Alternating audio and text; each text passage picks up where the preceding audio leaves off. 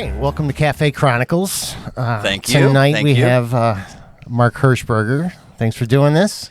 Absolutely. It's a pleasure. Yeah, it's been a long time since I've seen you. Yes, it has. I think you said 30 years. I don't think it's been that long. Quite that long. No. Maybe 23 or 20 plus. Yeah, it has been a while. So last time I saw you, you were bringing the global, what was the name? Global Jazz Project. Yeah. That's right. That is right. I think that was probably around 2003 or 2004, I'm thinking. It was a little later than that because the cafe hasn't been around that long. Probably 2006, 2007 is when we opened. Yeah, that's right. Probably right in that time frame, you know, when you're talking 20 years ago. Yeah, because that's when it was just Jazz Cafe. Right. It wasn't Aretha's I yet. remember that. Yes, I do. Yep.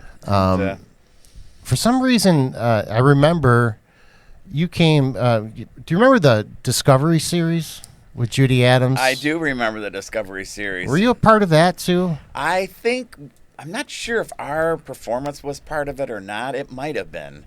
This is going back a little ways, but Judy Adams was a wonderful supporter of our organization as well. Yeah.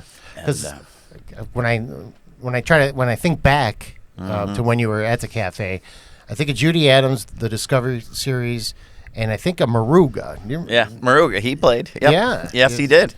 Yes, he played in the Global Jazz Project at that time. Maruga Booker. Yeah. Yes, the infamous Maruga Booker. Yeah. And we still play periodically. Yeah. Do more. I haven't heard that name in a while, Maruga, but he is still around. He's up in the Ann Arbor area. Okay, that's probably why. And ironically enough, I did mention to him and another percussionist. I says, "Well, come down if you get a chance." That'd be great. I'd love Maruga to see him. comes down. Yeah. Yes, that would be really, really great. He's a good guy. Yeah. Yeah. Do you do a lot of things in Ann Arbor?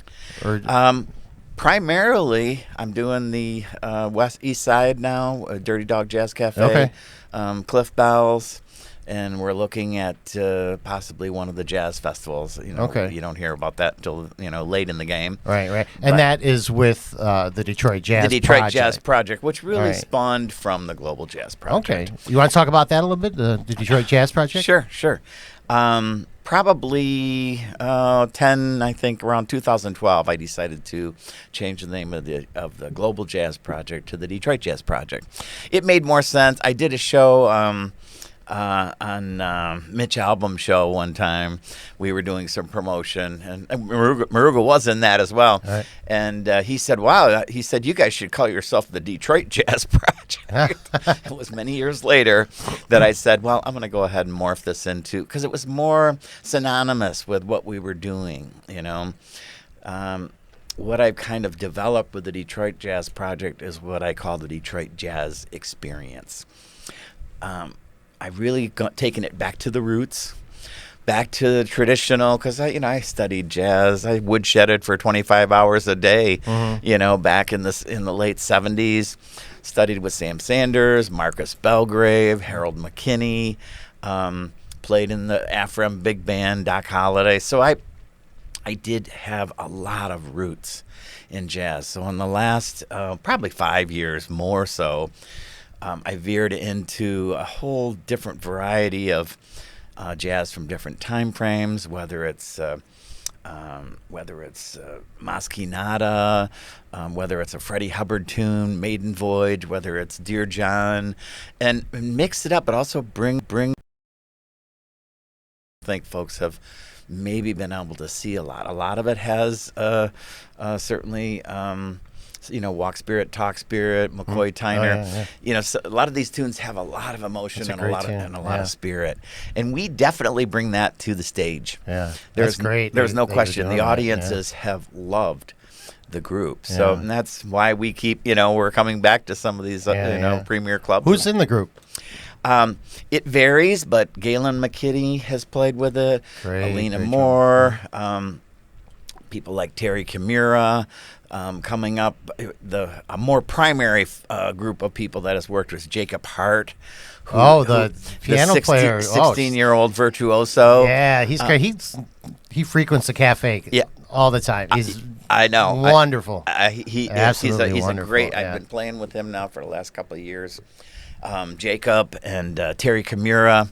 Takashi Leo, another phenomenal player, Ryan Rose, and the last performance we did, we had Athena Johnson come and sing a couple of songs. That was out at Cliff Bell's.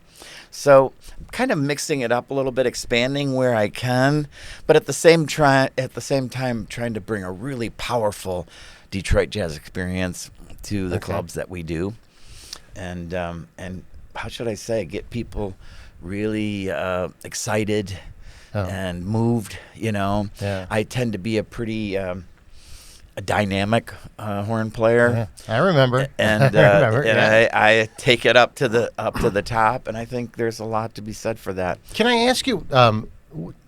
Can you expand on what you mean by the Detroit experience? Sure. You said you moved from the global to the Detroit, right? Yes, that's can true. You kind of like?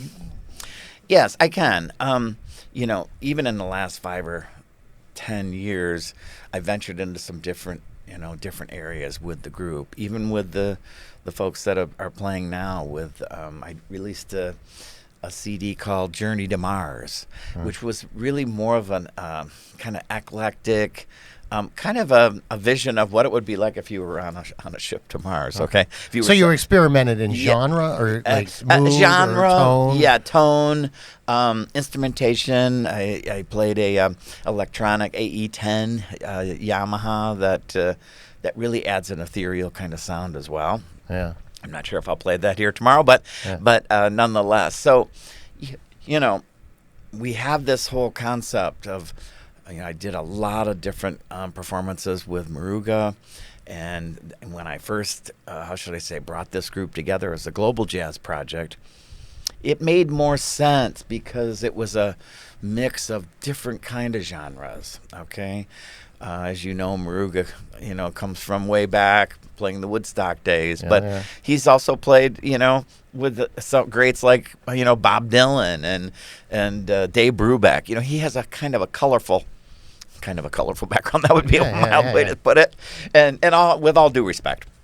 So the transformation really was, I realized that we go through different phases in life, and I realized that traditional jazz, bebop, and I backed up Sam and Dave, so I did Motown.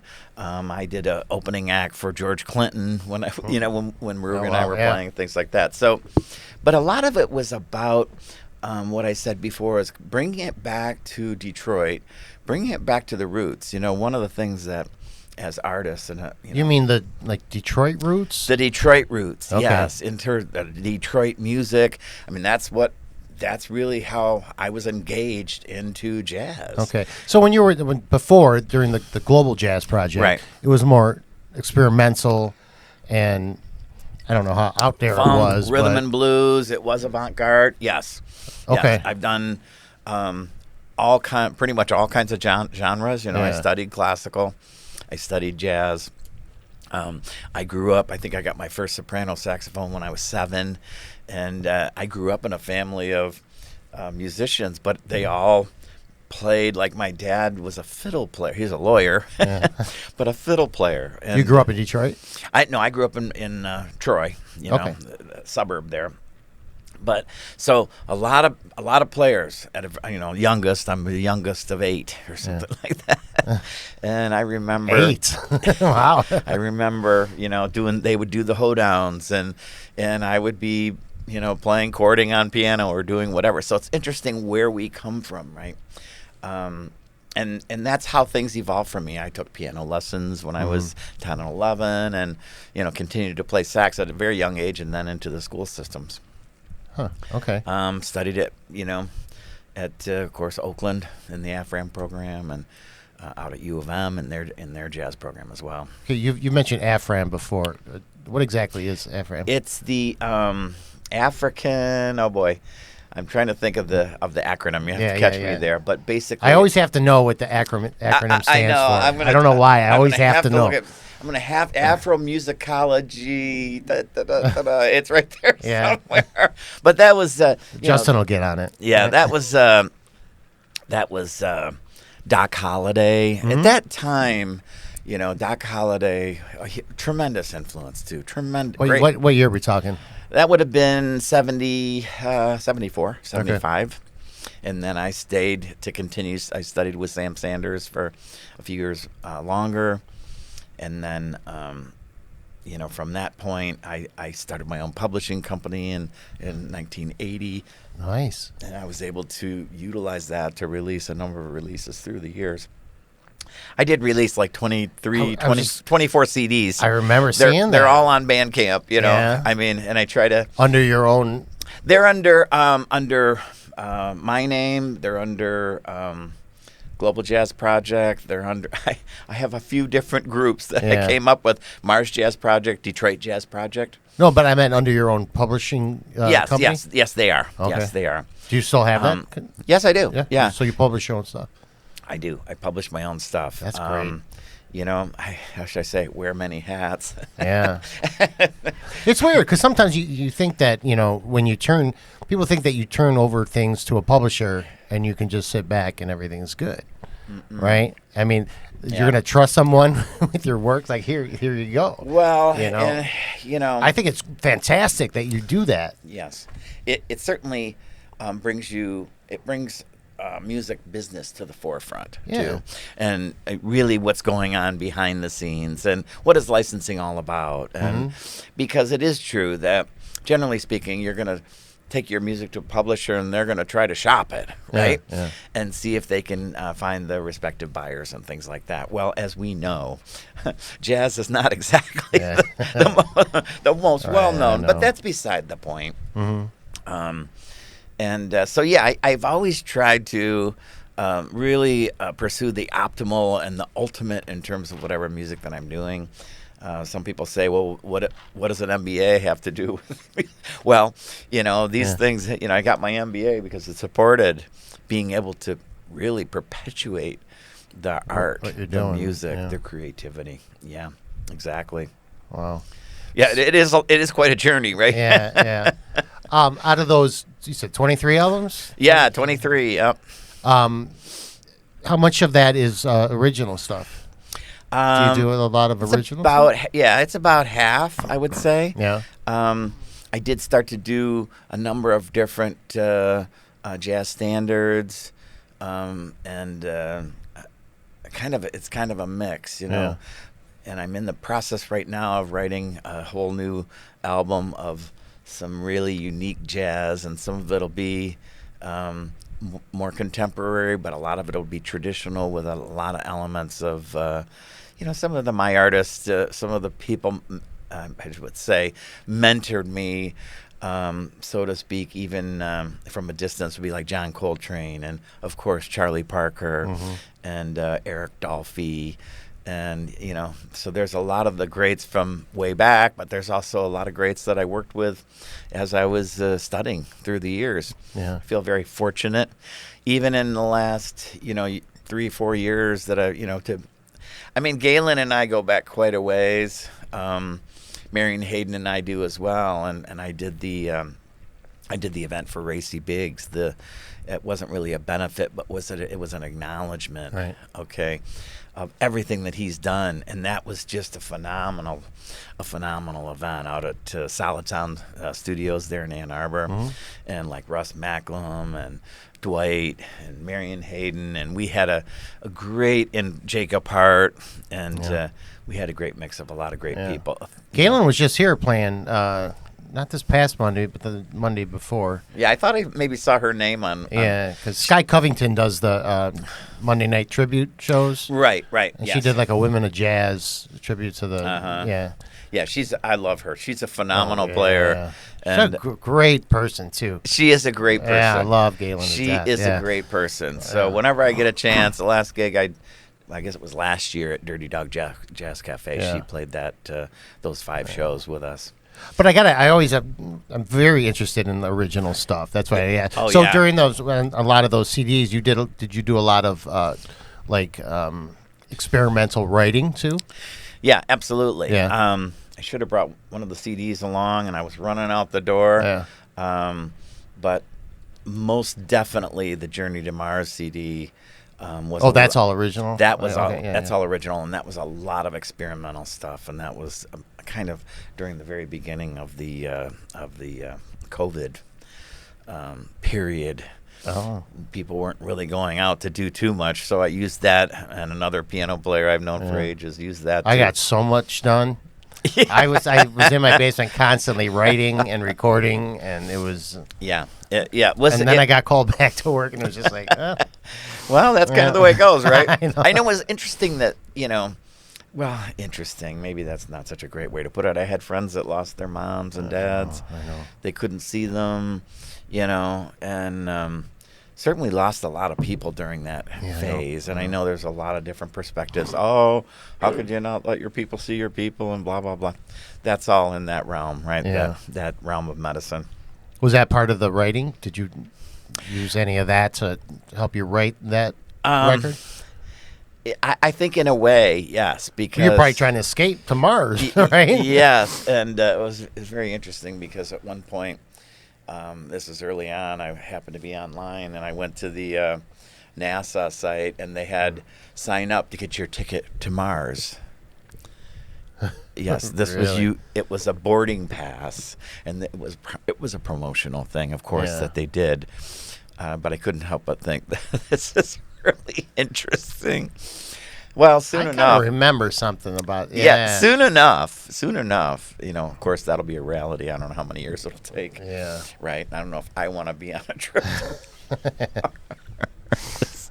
Yeah. So, but it's all good. It was a good time to delve off into something, and then as well, I got some other traditional jazz artists to expand their horizons a little bit to create that. And it's very interesting because, like, what did Terry Kimura say to me, the trombone player, one time just recently? He said, I can't believe it. You challenge me, my playing, and I play things that I never normally would play. Yeah, that's great. It is. I love when that happens. Yeah. Yes, it is. So, new music on the horizon.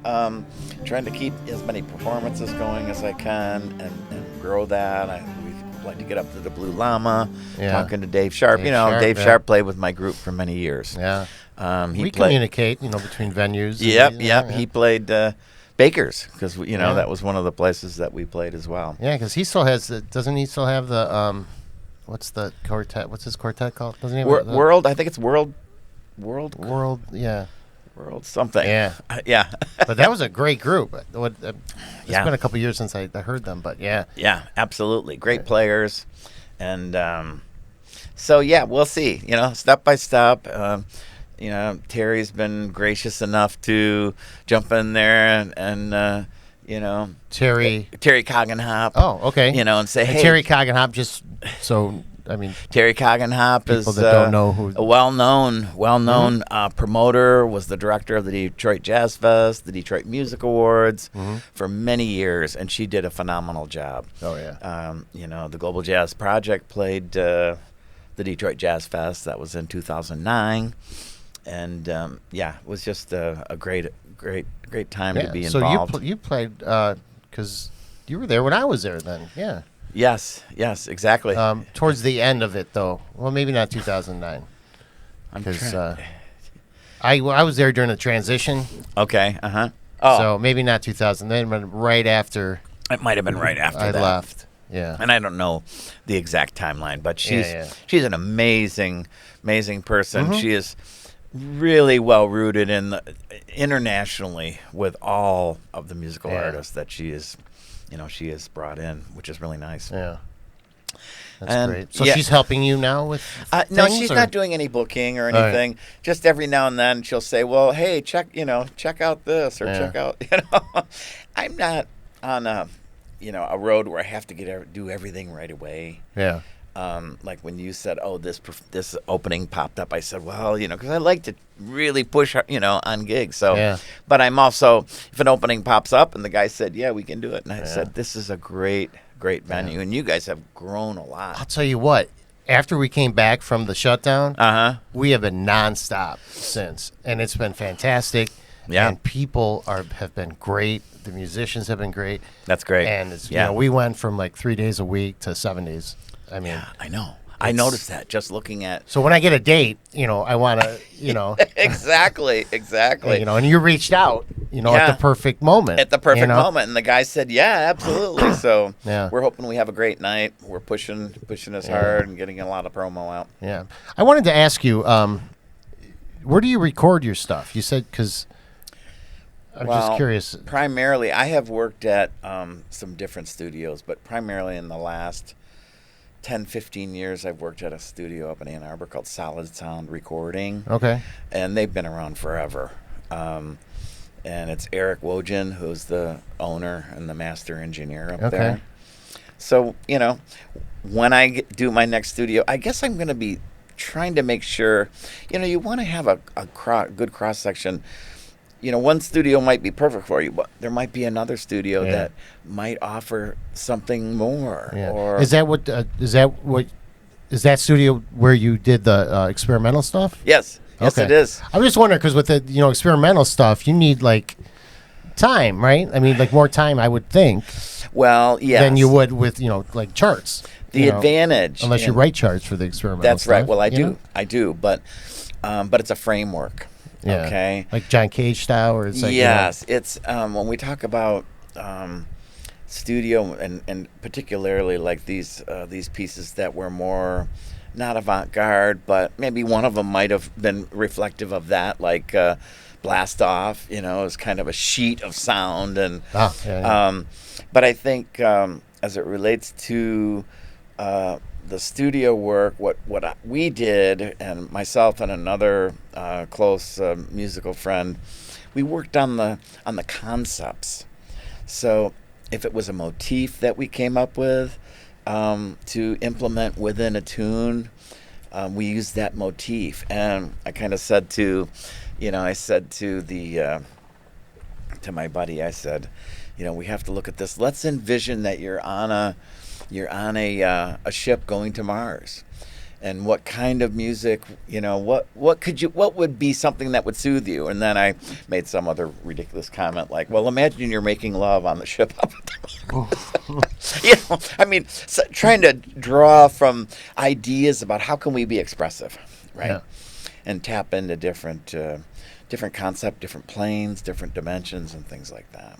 So it's that was going through my head, because I'm very interested in recording process. And I love that. I have like a small studio in my basement, and I'm really into the Pro Tools and all that. So I was just curious how you did that with the experimental stuff. Well, I think I would need like a lot of time to experiment with the recording of the song. You know, interesting. I had pretty strong players. Ibrahim Jones has played. I've been playing with him for a lot of the guys you're naming are regulars here at the cafe. 20 years, you know. He was a kid when I did the first gig with he and Alina Moore at some, what was it, Choice grocery store or something out in Rochester Hills, Fresh Market or something. You played a grocery store? Yep. Carry On Production said, I got a gig. You guys, you know, you got some guys that can do it. Well, it was like November. Turned out to be like 0 outside. And we were sitting playing in the produce section or something? We were playing out front. We had to go in and warm up. Oh, wow. Yeah. For like the opening, or? Yeah, it was like a grand opening. So, you know, we do it all. You know, when you're when you're an artist, you know, I've done some tours with Eastern when I studied there, and tours with U of M. I played in their jazz bands and studied jazz there for a number of years. And tours with some, you know, more rhythm and blues groups out, you know, Minnesota and Wisconsin, and I enjoy being able to really bring the music, really bring an experience back to the Detroit experience, the Detroit jazz experience, because that's what really the Detroit Jazz Project embodies. It's an experience and tunes that will really touch your heart and soul. Yeah. I don't know if I asked you this, but do you have a record out with the Detroit Jazz Project? I don't. I have some cuts that we've been doing over the last couple of years. So we hope to have something out here in the next year or so, or maybe less, depending. So, all right. Yeah. All right. So, Cafe Chronicles. Cafe Chronicles. All right. What we do, we ask our guests Okay. if you can chronicle an event that took place for you at the cafe. Yeah. Something you can think of. Wow. That I can think back. Yeah. And it's going to be a little foggy. Have you been to the cafe since, Yes, I have. But it's been 2008? I'm not sure if I just walked in and hung out for a bit. During that particular time, I had done a couple of festivals with Maruga. We had Maruga Booker. And we had, at that time we were doing kind of a variety of gigs. We were doing Delta Lady that was further back. It wasn't Delta Lady. Maybe it was Delta Lady, or maybe they changed the name, but doing miscellaneous types of gigs. Carytown Concert. No, yeah, I've done Carytown Concert House, but going back to that point, it was really the Arc. So I was booking various gigs for the Global Jazz Project at the Arc. And I think at that time I said I want to extend out into more the Detroit area again, and because I played with Marcus's Gratiot Avenue Big Band for a short period of time, and so I did have gotten around in the Detroit area. That's when I think we hooked up when we talk about the Chronicles, and I recall meeting you and touching down and saying, hey, we'd like to bring the group in here for a performance. At that time, it would have been the Jazz Cafe, right? Yeah, not Aretha's. Not Aretha's. And as it turns out, we had a great time. We had a great showing. And it was one of those things where as you go through life, you want to do more. Yeah. And do more performances. And I've seen the Jazz Cafe, turn into Aretha's Jazz Cafe. Yeah. Excuse me, and grow and continue to grow. And I like to bring the artistry and bring what the Detroit Jazz Project represents to as many Detroit clubs as I can, because that's what it's about. Now, will we expand out and go to the West Coast and things like that? Well, sure. If it comes to be, we'll do it. Absolutely. You working on it? I have touched down with some different people on the West Coast as well as in Florida. So we'll see. It's a process, right? Yeah. We have so much bandwidth to be able to do what we need to do. Yeah. But it's a pleasure to be here, and it's a pleasure to see how the Aretha's Jazz Cafe has really expanded, and it's become an awesome place for artistry. And you guys are supporting that, and it's in a great, glad to have you, man. Housed under the music hall. Yeah. And it's fantastic. So I very, very much appreciate getting the chance to. So where can people find your albums and get information about it? You got a website or the best thing is to just look for Detroit Jazz Project on Facebook. There's a Facebook site. Okay. And then I also have. Is there a link to purchase? There isn't, but there is on Bandcamp. Right? Bandcamp. Okay. So Bandcamp has all of my CDs, and I try to publish the links periodically. I also have things on Spotify, on CD Baby. Under Detroit Jazz Project? Under Detroit Jazz Hershberger? Project. No, these would. There are some under. There are some. The first CD I did was Mark Hershberger. Okay. Okay, so that one will be out there. And so it's not Mark Hershberger and Detroit Jazz Project. It's just Detroit Jazz Project, right? It's just Detroit Jazz Project. Now, some people say, Mark Hershberger and his Detroit Jazz Project. Yeah. But it's a good thing. Okay. It's a good thing, buddy. All right. Well, hey, thank you so much, Stu, for doing this. Thank you. Yeah. All right. Pleasure. Don't stay away so long. I won't. You'll see me tomorrow. All right. All right. Mark Thank you. Hershberger, thank you very much. Thank you, Ted. All right.